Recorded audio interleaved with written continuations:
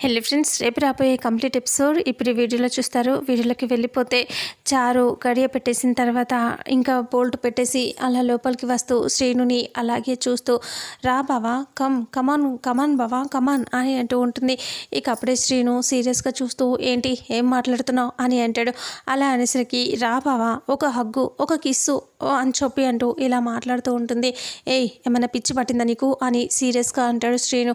అప్పుడే చారు ఇలా అంటూ ఉంటుంది. మర్చిపోయావా బావా, ఇందాక పెదనాన్న ఏం చెప్పారు అంటే ఏం చెప్పారు అని శ్రీను అంటాడు. ఇక అదే మన ఇద్దరిని కలిసిమెలిసి ఉండమని చెప్పాడు, అంటే ఇలాగే కదా ఉండేది అని అంటూ చారు ఇలా హక్ చేసుకోబోతే శ్రీను దూరంగా తోసేసి ఇలా అంటూ ఉంటాడు. చూడు, నువ్వు అనుకున్నట్టుగా జరిగిపోవటానికి నేనేమీ ఇష్టపడట్లేదు, అంటే ఇంకెప్పుడు బావా, ఇప్పుడే కదా పెదనాన్న చెప్పారు మన ఇద్దరిని సంతోషంగా కలిసి ఉండమని, మరి ఎందుకు ఇలా చేస్తున్నావు అని అంటూ చారు అంటే అప్పుడే శ్రీను ఇలా అంటూ ఉంటాడు. చూడు, నువ్వంటే నాకు ఇష్టం లేదు, ఇప్పుడే కాదు ఎప్పటికీ కూడా నిన్ను దగ్గరగా తీసుకోలేను, నేను నా మనసులో ఆద్య ఉంది, నువ్వు లేవు, నువ్వు ఎప్పటికీ రావు కూడా అని అంటూ సీరియస్గా తిట్టేసి నీ స్థానం ఎప్పుడు అదే, నేను ఎప్పుడు ఇక్కడే అని అంటాడు. అలా అనేసరికి ఇక అప్పుడే చారు అదేంటి బావా అలా చేస్తావు, అసలు ఇలా చేయటం కరెక్ట్ కాదు కదా అని అంటూ ఉంటే ఎలా చేయటం కరెక్ట్, నువ్వు చేసింది కరెక్టా, నువ్వు ఎలా చేసావో నేను అలాగే చేస్తాను, నువ్వు నా జీవితంలోకి వచ్చి చాలా పెద్ద తప్పు చేసావు, నేను ఆద్యం తప్ప ఎవరిని ప్రేమించలేను, నేను అసలే ఇష్టపడలేను నేను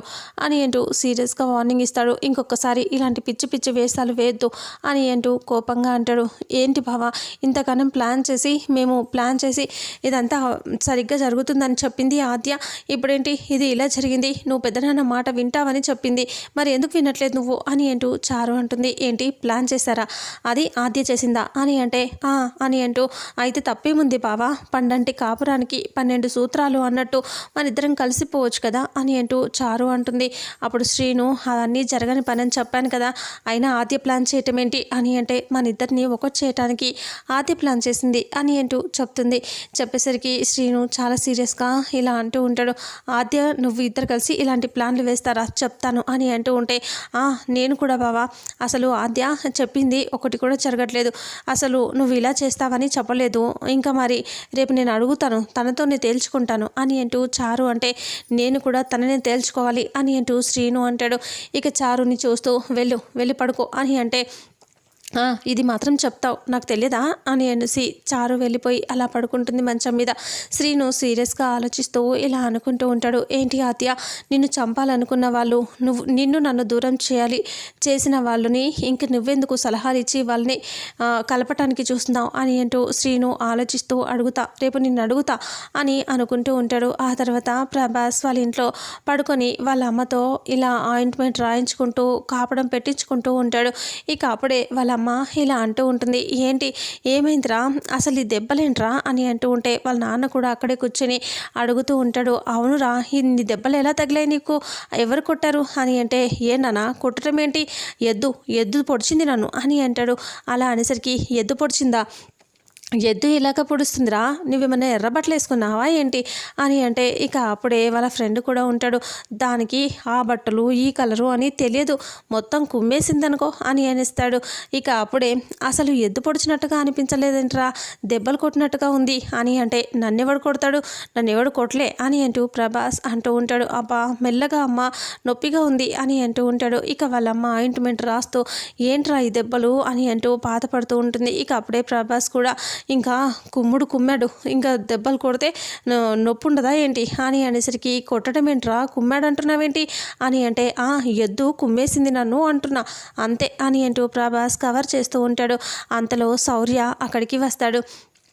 శౌర్య వచ్చి బయట పిలిచేసరికి ఇంకా అప్పుడే వాళ్ళ అమ్మ వస్తుంది. వచ్చి ఎవరు బాబు నువ్వు అంటే ప్రభాస్ ఉన్నాడా అంటే ఉన్నాడు బాబు అని అంటూ నేను పిలుస్తా ఉండు అనేసి లోపలికి వస్తే ఇంకా అప్పుడే వాళ్ళ ఫ్రెండ్ వచ్చి చూస్తాడు. శౌర్యని చూసి ఒక్కసారిగా టెన్షన్ పడుతూ ఇక రే వచ్చిండ్రా అని చెప్పి అంటూ ఉంటే ఎవర్రా అంటే అదేరా నిన్ను పొడిచిన ఎద్దు వచ్చాడు అని అనేసరికి ప్రభాస్ ఒక్కసారిగా లేచి నిలబడి పరిగెత్తుకొని బయటికి వెళ్తూ ఉంటాడు. ఇక అప్పుడే వాళ్ళ అమ్మ ఏంట్రా లేచి నుంచున్నావు, అసలు నువ్వు పరిగెడుతున్నావు, నువ్వు ఇంతసేపు కదలలేదు కదరా అని అంటే నన్ను పొడిచిన ఎద్దు అలాంటిది, ఇప్పుడు కదలకపోతే ఇంకా మొత్తానికి లేవను అనేసి బయటికి పరిగెత్తుకొని వెళ్ళిపోతాడు.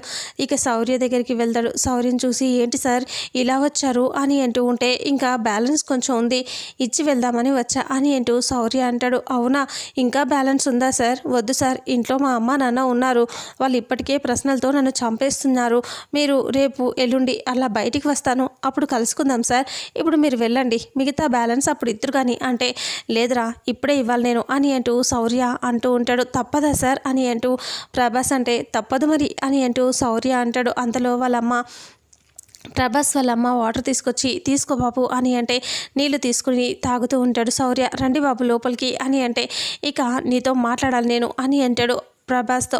అలా అనేసరికి రండి సార్ తప్పుతుందా రండి అని అంటూ ప్రభాస్ శౌర్యని లోపలికి తీసుకొస్తే ఇక అప్పుడే వాళ్ళ అమ్మ వచ్చి కాఫీ టీ ఏం తీసుకుంటావు బాబు అని అంటూ ఉంటే ఇక అప్పుడే ప్రభాస్ ఫ్రెండ్ అంటాడు ఇప్పుడు అలాంటివి ఏమీ అక్కర్లేదు, అతను అసలే హీట్ మీద ఉన్నాడు, పద పద అనేసి వాళ్ళ అమ్మని నువ్వు ఇక్కడ ఉండకూడదు పద అని చెప్పి బయటికి తీసుకెళ్తాడు.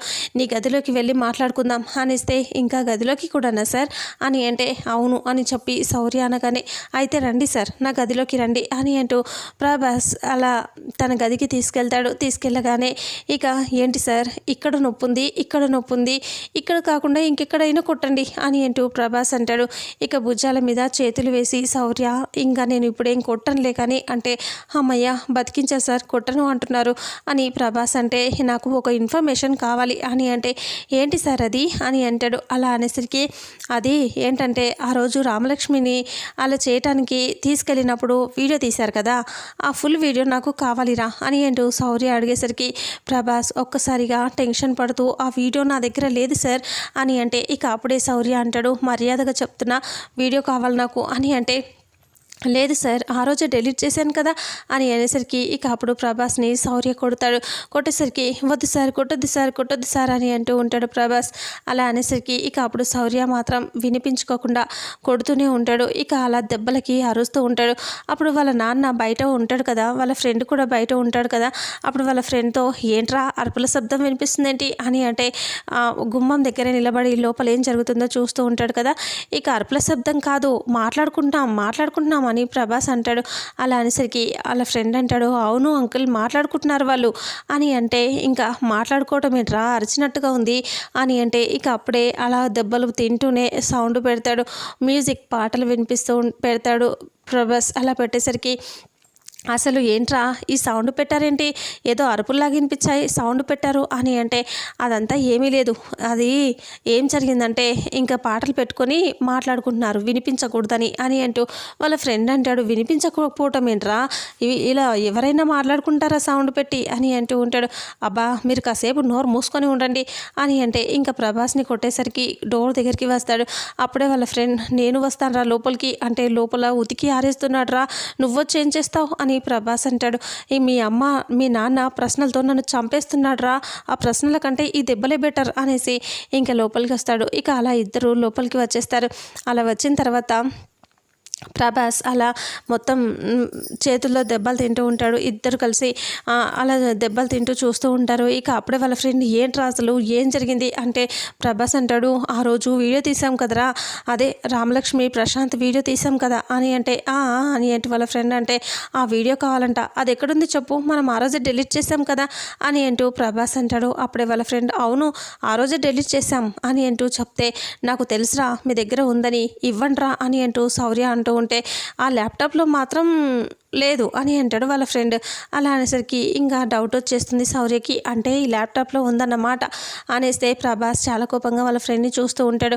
ఇక ఈ ల్యాప్టాప్ ఓపెన్ చేయరా అని అంటూ ఉంటే లేదు సార్ నేను చెప్తున్నాను కదా లేదు లేదు అని అంటూ ఉంటే ఇక తీస్తావా చంపేరా అని అనేసరికి సరే అని చెప్పి ఇంకా లాక్ తీసి ఓపెన్ చేసి చూపిస్తాడు. ఇక ఆ రోజుకి సంబంధించిన వీడియో మొత్తం శౌర్య చూస్తాడు.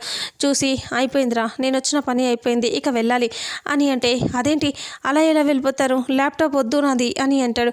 ఈ దీంతోనే రా పనుంది అని అంటే ప్రభాస్ ఫ్రెండ్ అంటాడు ఇదిగో నా ల్యాప్టాప్ బ్యాగ్ ఇక్కడ ఉంది అని అనేసరికి ఇక అప్పుడే శౌర్య చూసి ల్యాప్టాప్ బ్యాగ్ కూడా తీసుకొని వెళ్ళిపోతాడు. ఆ రకంగా వాళ్ళు శౌర్య మొత్తం ఎవిడెన్స్ అంతా తీసుకొని వెళ్ళిపోతాడు. ఆ తర్వాత ఆద్య నీళ్లు పడుతూ ఉంటుంది చెట్లకి. ఇంకా పైపిలా పట్టుకొని ఉన్నప్పుడు సడన్గా వెనక నుంచి శ్రీను వస్తాడు.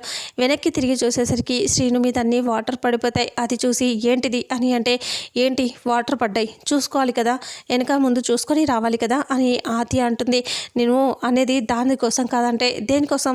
ఓ తడిచిపోయాయనా, వెళ్ళి ఫ్యాన్ కింద కూర్చో అవే ఆరిపోతాయి అని ఆద్య అంటే, నేను దానికోసం మాట్లాడట్లేదు, నువ్వు చారుకి ఇచ్చే సలహాల గురించి మాట్లాడుతున్నా, నువ్వెందుకు ఇలా చేస్తున్నావు అని సీరియస్గా అనగానే, నేనేం చేశాను అని అంటూ ఆద్య అంటుంది. ఇంకా నువ్వే మొత్తం చేసావు.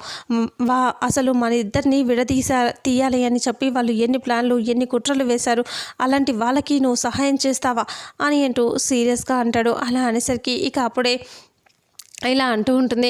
లేదు నేను ఏం చేయలేదు అని నీకెవరు చెప్పారు అంటే, నాకు చారునే చెప్పింది. అంటే చెప్పిందా? చెప్తే తప్పేముందిలే, అయినా నువ్వు పెళ్ళైంది కదా శ్రీను, చారుతో సంతోషంగా ఉండాలి, ఇంకా నువ్వు నా కోసమే ఆలోచిస్తూ ఉంటే ఎలా చెప్పు అని అంటూ ఆత్య అంటుంది. అంటే నువ్వు ఇది చెప్పటం కోసమేనా నాకు ఆ చారుని కల్పించాలని చూస్తున్నావు? నువ్వు ఇలా ఎలా మారిపోయావు ఆద్య? మనల్ని ఎన్ని రకాలుగా వాళ్ళు ఇబ్బంది పెట్టారు, అలాంటి వాళ్ళ గురించి నువ్వు ఎందుకు ఆలోచిస్తున్నావు అని అంటూ శ్రీను సీరియస్గా అడుగుతూ ఉంటాడు. అప్పుడు ఆద్య అంటుంది, తప్పేముంది శ్రీను, నువ్వు నా వెంట తిరగటం కాదు, నా కోసం ఆలోచించటం కాదు, నువ్వు చారుతో సంతోషంగా ఉండాలి అని అంటూ చెప్తూ ఉండటంతో ఇక అప్పుడే శ్రీను చాలా సీరియస్గా, ఏంటి ఆద్య నువ్వు ఇలా మాట్లాడితే ఎలా? నేను నీ గురించి తప్ప ఇంకెవరి గురించి ఆలోచించను, ఆ చారుతో అసలు ఉండను అంటే ఆద్య సీరియస్ అవుతుంది. లేదు శ్రీను, నువ్వు తను సంతోషంగా ఉండాలి, ఇంకా పెదనాన్న చెప్పినా నువ్వు మారవా? నువ్వు మారాల్సిందే, చూడు నేను ఎలా నిన్ను మార్చేస్తానో, నువ్వు చారు కావాలి అనేలా చేస్తాను అని అంటే ఇంకా అప్పుడు శ్రీను, అది నీ వల్ల కాదు, ఎవ్వరి వల్ల కాదు అని అంటాడు. ఆద్య చాలాసేపు వార్నింగ్ ఇచ్చేసి వెళ్ళిపోతే శ్రీను ఆలోచిస్తూ ఉంటాడు. ఇదేంటి ఆద్య అందంటే ఆ మాట చేసేస్తుంది, మరి ఇప్పుడు ఆద్య ఇలాగే చేస్తుందా? అసలు చారును నన్ను కలపాలనుకోవటం ఏంటి అని శ్రీను కంగారుగా ఆలోచిస్తూ ఉంటాడు. ఆ తర్వాత రఘురామ్ కూర్చొని ఉంటాడు. జానకి రామలక్ష్మిని తీసుకొని వస్తూ ఉంటుంది. రావేరా అంటే, వద్దమ్మా వద్దు అని అంటూ రామలక్ష్మి భయపడుతూ ఉంటుంది. ఇక అప్పుడే రా అని చెప్పి రఘురామ్ దగ్గరికి లాక్కొచ్చి అలా నిలబడితే శివరాం కూడా ఉంటాడు. శివ, నువ్వు నా కోసం ఒక పని చేయాలి అంటే చెప్పన్నయ్య, ఏం చేయాలి? నువ్వేం చెప్పినా నేను చేస్తాను కదన్నయ్య, నువ్వు అడగటం నేను చేయకపోవటమా అని శివరాం అంటాడు. అలా అనేసరికి ఇక అప్పుడే రఘురామ్ అలా చూస్తూ ఇలా అంటాడు. అయితే రేపు కూతురిది పెళ్ళి ఉంది కదా, నా కూతురి పెళ్ళి, దాంట్లో నువ్వు కన్యాదానం చేయాలరా అని అడిగితే, అదేంటన్నయ్య నువ్వు ఉండగా నేను కన్యాదానం చేయటం ఏంటి అని అంటే, అది అంతే, నువ్వు దానికోసం ఏమీ ఆలోచించకు, రేపు కన్యాదానం చేయాల్సింది నువ్వే అని అంటూ చెప్తాడు. అంటే తండ్రి బ్రతుకుండగా అలా చేయకూడదన్నయ్య అంటే, నా కూతురు నన్ను ఎప్పుడో చంపేసింది కదరా అని చెప్పి అంటూ శివరాంతో రఘురామ్ మాట్లాడుతూ ఉంటే ఆద్య రామలక్ష్మి ఏడుస్తూ చూస్తూ ఉంటారు.